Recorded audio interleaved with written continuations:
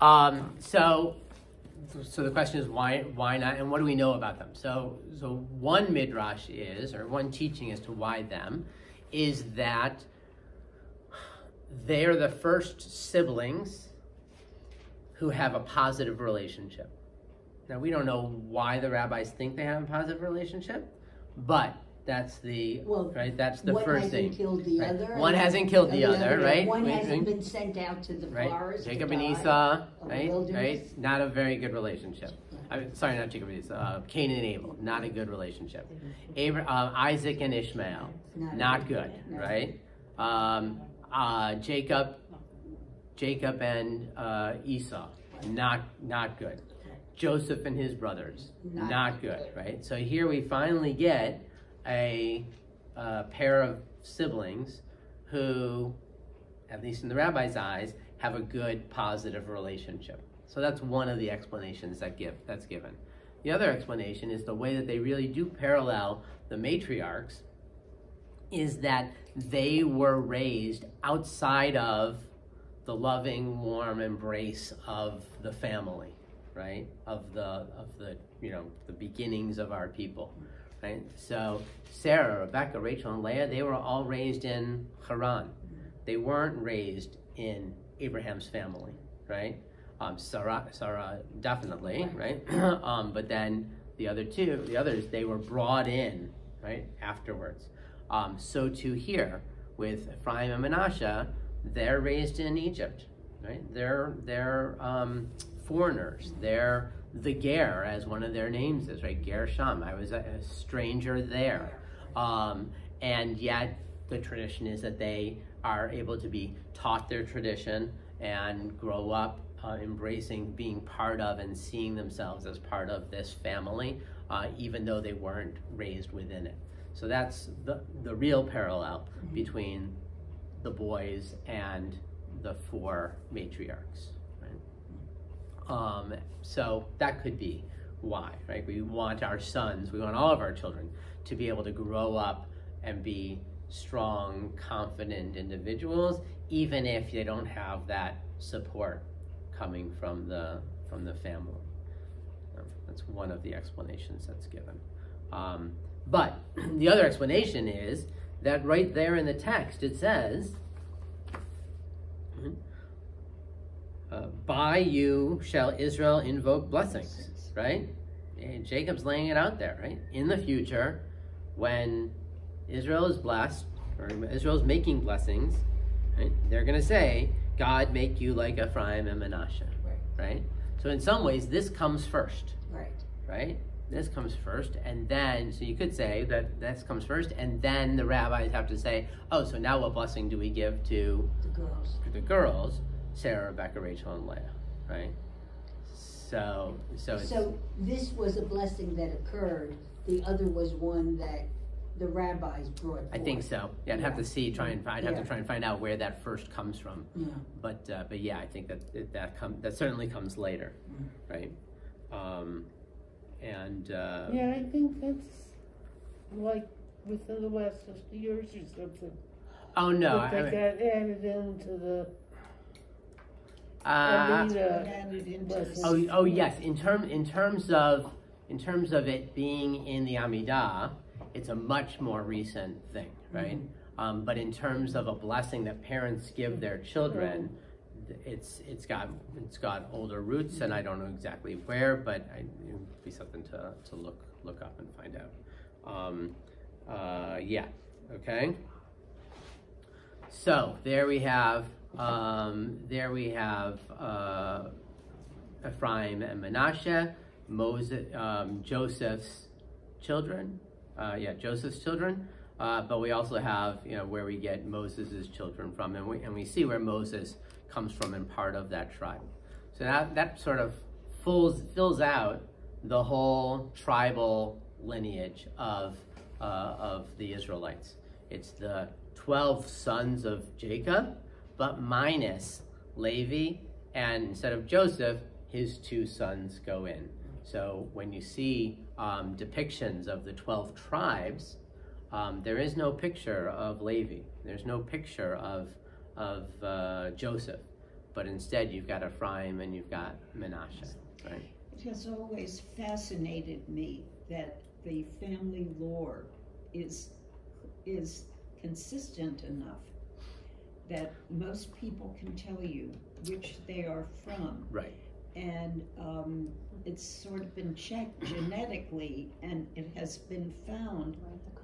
I mean, you know, you think about all the places that we had to go to, and thrown out of here and thrown out of there, and ended up, and yet these pieces of information Right. have been fairly well. Right. I think that you could say that people who say they are a Kohen or a Levi, it's fairly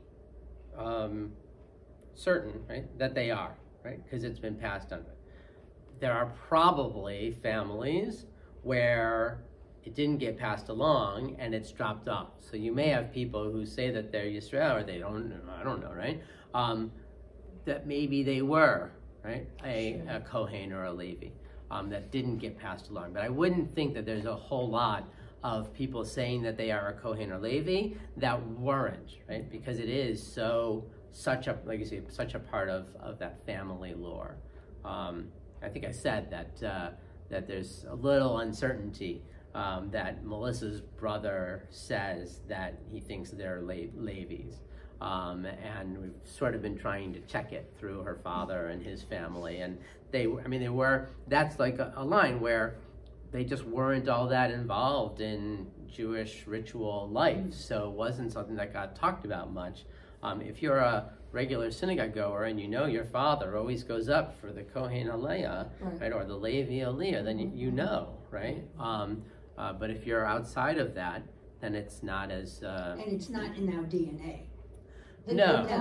But there is a Cohen. They're right. So that's the thing, and that's how they are doing. Yeah. There is something that seems to have been passed along through the men, right, as Kohanim, and in doing, I don't know what the studies are, but a high percentage of people who say that they're a Kohen have that marker. Yeah. And you know, I sat here thinking because my grandmother was a Kohen. Of course, that didn't get passed right. Then it breaks. Right.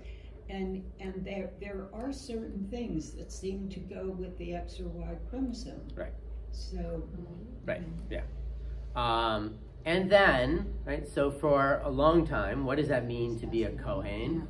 Like I said, in the time of the temple, if you were a Kohen, if you were a priest, you were the ones carrying out the rituals. You're the one carrying out the sacrifices. The Levites were helpers, right? They came and they had certain roles, and they were also the musicians, right? They were the singers.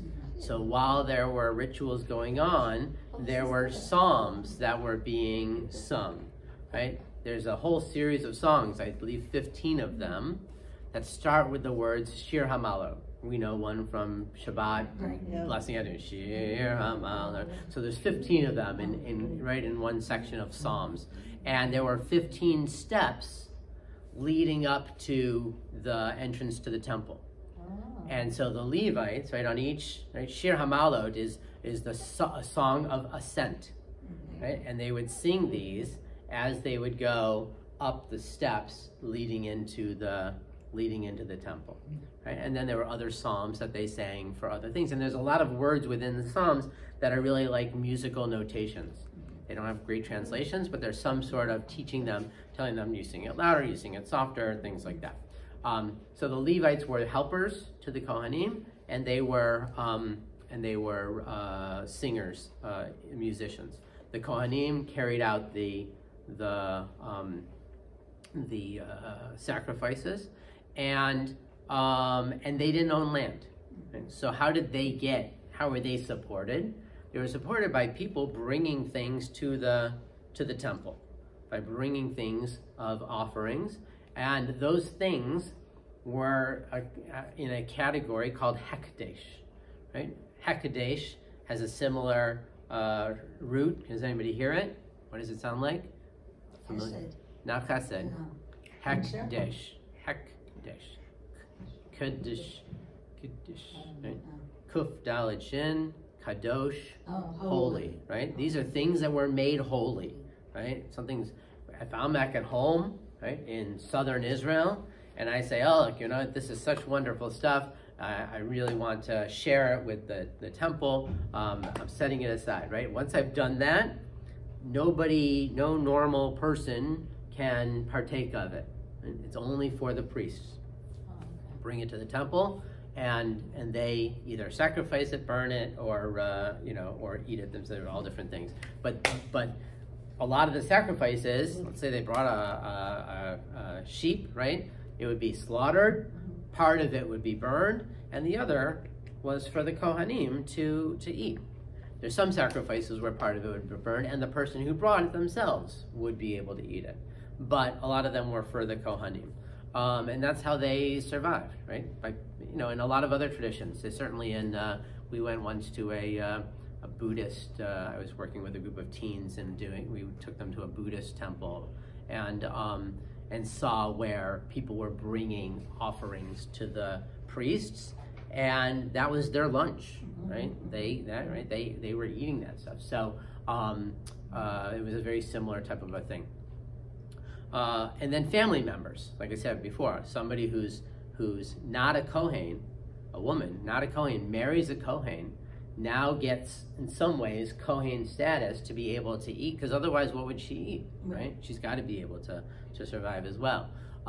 So the wife of a Kohen had a higher status as well, or had a specific status at that point. When the conservative movement started having women have aliyot to the Torah, the question came up, what about girls, women, who were descendants of a Kohen, right? Your father's a Kohen. And ultimately, there are some opinions, right, that say, okay, great, a bat Kohen, right? The daughter of a Kohen is also a Kohen and can have that aliyah. There were other views on it that said even the wife of a Kohen, right, attains that status and could also have that aliyah. Some agree with that, some don't agree with it. But as we see some of that same stuff carrying on, even in our more modern, newer decisions about how to deal with these ancestral lines. You know, my daughter Lisa pointed out to me that on my grandmother's stone, which is, in the area of the Homestead Cemetery where our family is buried, right, she says it says on there Bat Kohen. Right. So that's another way that families, that we continue that lineage, that we continue that tradition, is that if we go back and look at stones, right, grave markers, certainly for the men, it'll say so-and-so, so-so, ha-Kohen. And that's definitely a way that people, again, maintain the tradition, could go back and see it. How many of us in any place are there gravestones, right, for people more than a few hundred years, right? There's some, but very rare. But the ones that are in sort of modern times, when I'm filling it out for somebody to make a stone, if they're a Kohen, we make sure to put it on there. And also on some of the, again, I think more modern ones, they'll put a symbol. That's what I was going to say. They'll put a symbol as well. So if you were a Kohen, they put the hands, right? They have this some special sign that a Kohen can make. I can make it too. When they bless the people, they put their hands in this sign, and that's so they put that on the gravestone. For a late Levite, they might put a water pitcher, right? And that's the symbol of them being the ones who would wash the hands of the Kohanim before the sacrifices. So it's not uncommon to have a water pitcher if a family was a Levi. So that gets carried on as well. We're getting close to ending time, and I wanted to make an announcement if I could. Okay, today at 5 o'clock there's going to be a solidarity rally down right across from The Bayfront. The statue. At the bayfront, Right. yeah, Statue. right in that area, Right. with the idea of we stand with pride. Right. And what I have started to do, and those of you who know me well know, I just have never worn a piece of jewelry that shows my religion. I am now wearing it Right. Great. because this is my statement of I am proud and I am strong. Right. And we're facing a lot, even in this community. I did not see the letter to the editor, but apparently our good friend Ray from Venice had a very, very hateful anti-Semitic letter Really? in the Herald Tribune Wow. recently. As I said, I did not see it, but we, you think that we live in a very quiet, lovely community, and in many ways we do. But every religious group, the Rabbinic Association, the Ministerial Association, Islamic Association, the NAACP, the UNIDOS, I'm missing part of the name, the Spanish Association are all backing it. And if you can make it, it would be great. And also if you know any people to bring with you, we'd really like a Who great wrote turnout. what in the Herald? Who was it? It was that- There's There a was a- gentleman named Race, I can't remember his last name, but Ray? he writes very, very hateful And they anti-Israel allow things. that in the Herald? They And allow that? actually, Federation what? is really preparing a rebuttal to I it. would. Yeah. Because To the Herald. they have the right to publish in Yeah. letters to the editor a great diversity of things. But given what is happening in this community with anti-Semitism, please don't fan the flames. And that's what is happening. How So, long is the run? 1 hour, it'll be Supposed to be an from hour. 5 to Five 6. to six. It's 5 to 6, so see you there. if Now, you where can is it come. now, Iris? It's Bayfront. down at the waterfront. Oh, what's the Right by the name of that? statue. What's the name By of that the restaurant there? sailor? Across from Marina Jack. Thank you. Where Across is it? from Across from Marina Jack's downtown. Oh, okay. Right in Five that until piece 6. of land between The like strip. the strip that's Yeah, it's there. sort of like where Main Street goes in. Right, if you're coming, You if won't you're be coming able from to miss it here if you come and you there. go around Mound, on the right hand side, you're on the road. You've got the road on the other side, coming the other direction, but on the right hand side is where that Bayfront Park is. And wherever. who is doing this? The Federation, but it's Federation is AJC. Oh, putting okay. it together. AJC, I think. The AJC is Right. involved. It was all over Facebook. ABL, yes, Yeah, well, Right. but if We send out an email too about I it. got did. that. So. They'd like to send that out. check Federation my emails. Center. I think He writes terrible letters, that Oh, he's gentleman. horrible, Yeah. but you know, this time he really They crossed can't- another they- line. It's freedom of press. Well, how come no one else is? Well, but freedom of press, but they get There are rebuttals.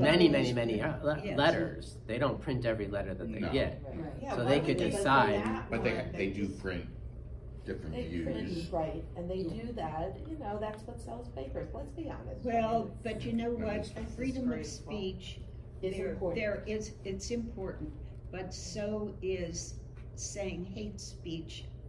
Yes. You Yes. don't yell fire in a crowded theater. Unfortunately, it's coming from the top, and so Right. people are encouraged Right. to say things that we shouldn't be saying, or shouldn't even be thinking. Well, but, I will share my opinion, and my opinion is that we need to be strong. We Right. need to be very clear about our pride in our heritage.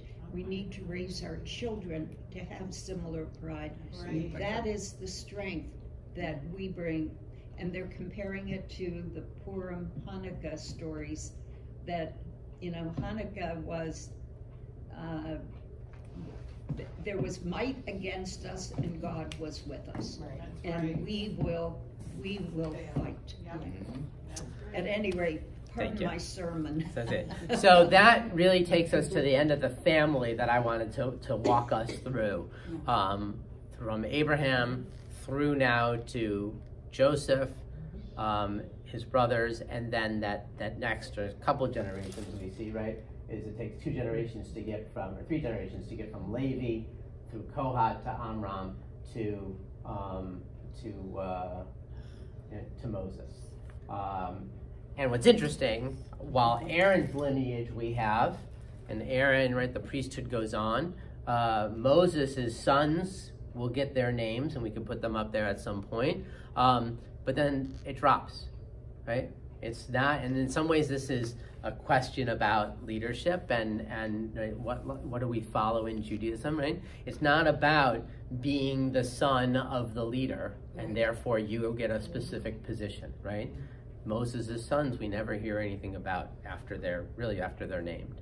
And that, you know, that could be, we could talk about Moses' parenting and that kind of stuff, right? He was an absentee father for most of their lives. So you could, you know, lots of different things to talk about there. But bottom line is that it's not just about who you're, the order of your birth and who you're born to. Right. There's more It's about what can you achieve, what can you choose to do. Yeah.